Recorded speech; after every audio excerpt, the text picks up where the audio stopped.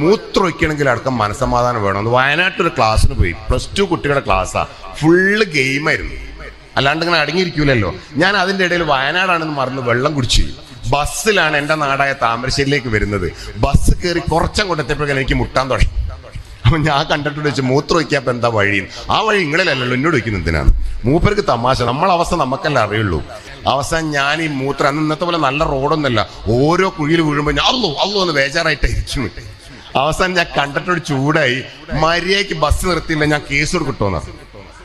കണ്ടിട്ട് ഡ്രൈവറോടായിട്ട് എന്തോ സ്വകാര്യം പറഞ്ഞ് ബസ് ആ 9ാം വളവ് തുടങ്ങുന്ന അവിടെ നിർത്തി തന്ന് ചാടി ഇറങ്ങി മൂത്രമൊഴിക്കാൻ അങ്ങനെ ഇരുന്നപ്പോഴാണ് ഡ്രൈവർ ഒരു പണി പറ്റിച്ചത്. പെപ്പന്ന് 2 ഹോണടി. വേഗം നോക്കുന്നു. ഞാൻ തിരിഞ്ഞു നോക്കിയപ്പോൾ 10-50 ആൾക്കാർ എന്നെ നോക്കി നിൽക്കുക. ഒരു തുള്ളി മൂത്രം പുറത്തേക്ക് വന്നതേയില്ല. അന്നാ എനിക്ക് മനസ്സിലായത് മൂത്രമൊഴിക്കണമെങ്കിൽ അടക്കം നല്ല മനസ്സമാധാനം വേണം. അങ്ങനാണ് എങ്കിൽ ഒരു കുടുംബം നന്നാവണമെങ്കിൽ, മക്കൾ പഠിക്കണമെങ്കിൽ, സന്തോഷം കിട്ടണമെങ്കിലൊക്കെ ഏറ്റവും അത്യാവശ്യമുള്ള സ്ഥാനം എന്തായിരിക്കും? മനസ്സമാധാനം. അപ്പൊ മനസ്സമാധാനം എന്താന്ന് ആലോചിക്കണ്ടേ? മനുഷ്യന്മാർക്ക് മനസ്സമാധാനം കിട്ടാത്ത 3 അവസ്ഥയുണ്ട്. 1, പേടിച്ച് നിൽക്കുമ്പോൾ മനസ്സമാധാനം ഉണ്ടാവില്ല. 2, ദേഷ്യം പിടിക്കുമ്പോൾ മനസ്സമാധാനം ഉണ്ടാവില്ല. 3, സങ്കടപ്പെടുമ്പോൾ മനസ്സമാധാനം ഉണ്ടാവില്ല. അങ്ങനെയാണ് മനസ്സമാധാനം എന്താ ചോദിച്ചാൽ ഉത്തരം കിട്ടി. സന്തോഷമാണ് മനസ്സമാധാനം. അങ്ങനെയാണ് നമ്മൾ കുടുംബത്തിലാകെ കൊടുക്കേണ്ടത് സന്തോഷം മാത്രം. അതെങ്ങനെ കൊടുക്കാമെന്ന് പഠിച്ചാൽ നല്ല മനസ്സമാധാനം ഉണ്ടാവും. എല്ലാവരും ഇങ്ങനെ കൈ ചുരുട്ടിപ്പിടിച്ചെങ്ങനെ, കൈ ഇങ്ങനെ മുന്നോട്ട് ചുട്ടിപ്പിടിച്ച്. ഞാൻ ഇവിടെ നിന്ന് എല്ലാവരെയും കാണുന്നുണ്ട്. നിങ്ങൾ ഇരിക്കുന്ന സ്ഥലത്ത് നിന്ന് ആരെങ്കിലും ചെയ്തില്ലെങ്കിൽ അവരെ ഞാൻ വേദിയിലേക്ക് വിളിക്കും, ഇത് കാണിച്ചു കൊടുക്കാൻ വേണ്ടി.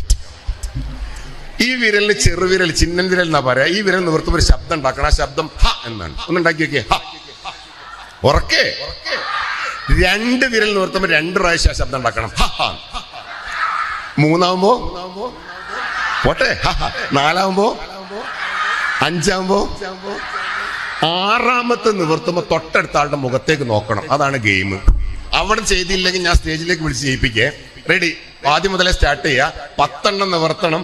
6ാമത്തതാവുമ്പോൾ മാത്രം തൊട്ടടുത്ത ആളുടെ മുഖത്തേക്ക് നോക്കുക. റെഡി അല്ലേ? സ്റ്റാർട്ട് ചെയ്തോ. പോട്ടെ.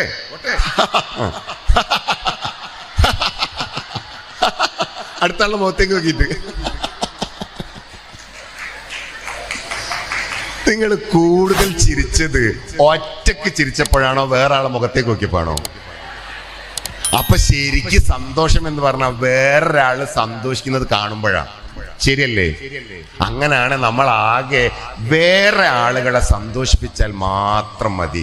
ഭാര്യ ഭർത്താവിനെ സന്തോഷിപ്പിക്കുക, ഭർത്താവ് ഭാര്യനെ സന്തോഷിപ്പിക്കുക, മക്കള് മാതാപിതാക്കളെ സന്തോഷിപ്പിക്കുക, മാതാപിതാക്കൾ മക്കളെ സന്തോഷിപ്പിക്കുക. അപ്പൊ നമുക്ക് സന്തോഷം കിട്ടും.